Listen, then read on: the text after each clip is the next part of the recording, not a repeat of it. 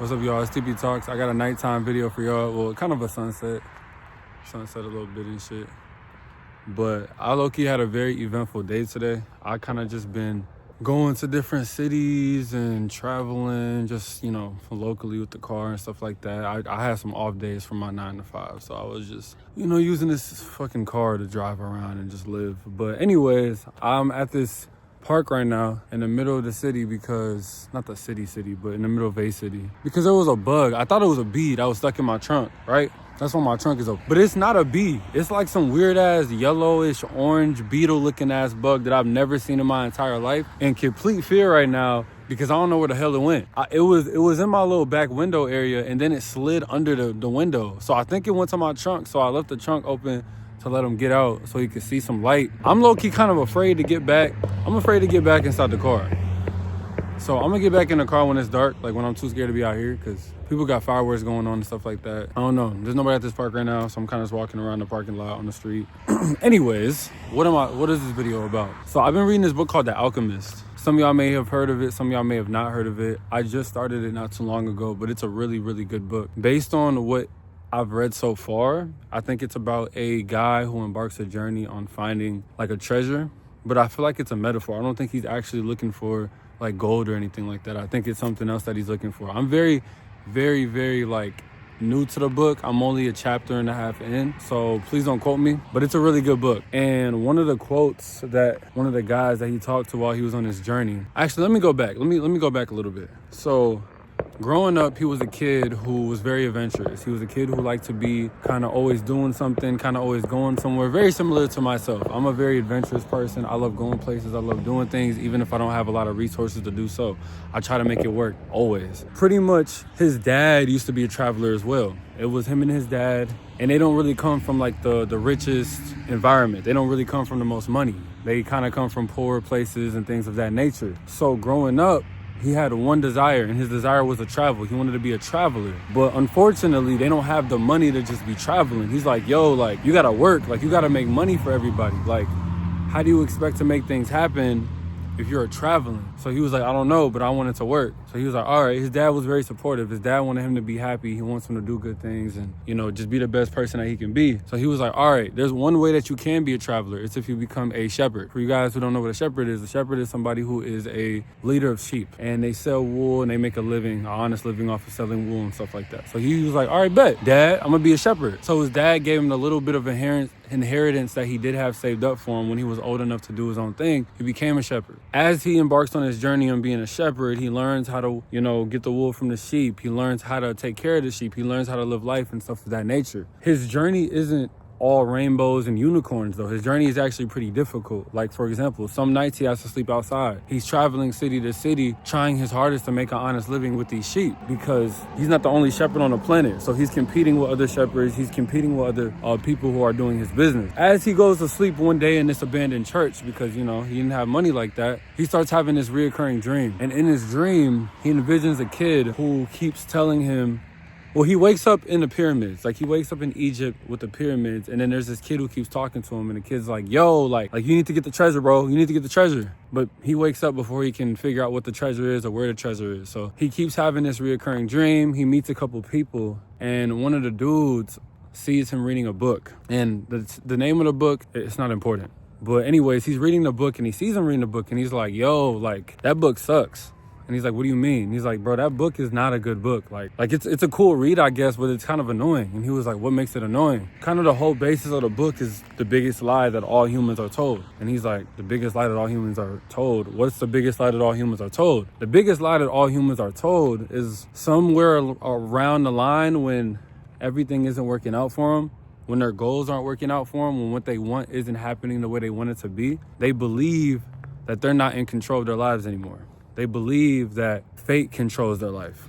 They believe that fate controls where they go. Fate controls who they are. Fate controls what their life is supposed to consist of instead of them controlling their life. And he's like, really? That's the biggest lie that all humans are told? And he's like, yeah, like, whatever you do, like, don't fall into that lie, that fate defines your life. And then he was like, well, I know that. Like, growing up, my dad didn't even want me to do what I'm doing now. I had to beg him and convince him that I wanted to be a traveler. Like my whole life, I was an adventurous kid. And he's like, I hear you. But at the end of the day, there's going to come to a point, your purpose is going to be deeper than being a shepherd. Your purpose is going to become deeper than just wanting to travel. There's something else that is more meaningful to you deep down inside your heart than traveling. And that's kind of where I'm at right now in the book. I haven't gotten any further since. So I say all that to say this. A lot of y'all want to be successful. A lot of y'all want to make it happen in this world, which y'all should have the desire to. That's a good thing. You should want to make it happen. You should want to be successful. You should want to whatever, right? But your sole reason for wanting to make it should not be because you want to make it. It should not be because you want money. It should not be because you want all the cars and the clothes and like that should not be the main reason why you're doing the things that you're doing, because it's a false promise and it's a false realization. Your main objective and your main reasoning to actually wanting to be something should be deeper than that. Because guess what? $150 million is your bank account. You can go anywhere you want. You can drive any car you want. You can pretty much do practically whatever you want. You have to understand that after a certain amount of money, money doesn't matter anymore, bro. After a certain amount of money, it doesn't matter. You can't just chase monetary. Monetary is a good thing to want to like have. You want to have enough money to make it. You don't want to be poor. You don't want to be like just working for bills your whole life. But dude, you have to start looking at your life like, if I had enough money and if everything on a survival aspect was paid for, what would I spend my life doing? How would I spend my life? Who would I talk to? What kind of way would I address myself to be? Because a lot of us are living our lives the wrong way, and that's just what it is. There was another quote that they had from the book, and he was the old guy that he met along the road, the one who gave him the quote about the biggest lie told to humans. He said that there's there's a baker in every city. And he said, you see that baker down the street? He was like, yeah. That baker was also told, like, that baker also wanted to travel. That baker also wanted to do the things that you're doing. But the baker got so caught up in a baking lifestyle because he has a mental belief in his head that he can only travel after he turned the age 45, after he put money aside from his baking to travel, because he has a wife and he has kids and he has just such a more stable lifestyle. And in society, it is more acceptable to be a baker than to be a shepherd, because if you guys are both trying to get this girl, the parents are gonna probably be more inclined to want her to be with the baker than to be with the shepherd, because the baker's more, the baker's just more stable. The shepherd isn't stable. And that's the problem with a lot of people. They're chasing societal standards. They're not actually chasing the things that they want to do. So on top of what I just said, what you want and what you desire should not be based on societal standards. It should not be based on societal norms. I get it. It's hard. I get it. A lot of people are not going to agree with what you're doing. A lot of people are not going to agree with what you're saying. But you honestly need that. Like, you need people to understand that I don't give a fuck about what the world has to say about the things that I care about. I don't give a fuck about what the world has to say about where I want to be.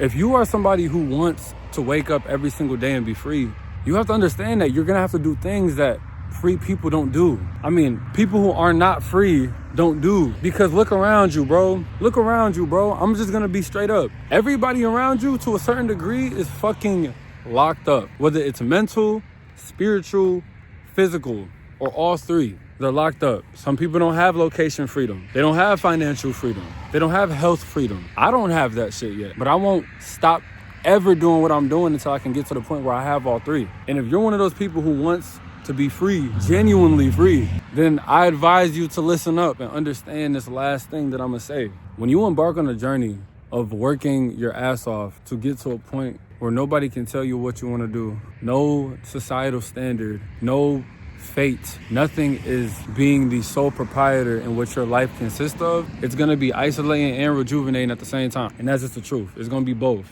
It's going to be isolating and rejuvenating at the same damn time. It's going to be a good thing. It's going to be a great thing. So I don't want to make this video too long. If you didn't get anything from this video, all I want you to understand, the number one lie that everybody is told, that most people fall for before they die, is that they are not the sole creators in their own world. You see this? You are the creator of this world, of this establishment. It's not the other way around. Stop letting society define who you are. You define what society is. Even when people think you're crazy, the world will catch up to your greatness. They will catch up to your genius. Even if they look at it like insanity. So don't be afraid to become insane.